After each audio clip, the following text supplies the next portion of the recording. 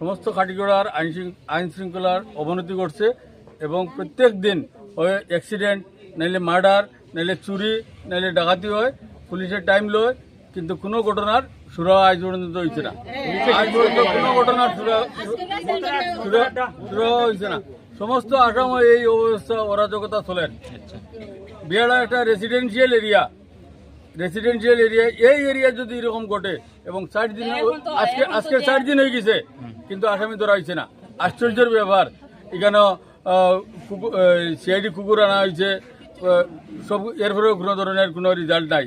চারিদিকে সমস্ত খাটিগোড়া এখন হয়ে গেছে সিন্ডিকেট, মদ, জুয়া, ড্রাগস বেরিয়েছে এবং পুলিশ প্রশাসন সীমিত ক্ষমতা থাকায় তারা ওইসবে ব্যস্ত।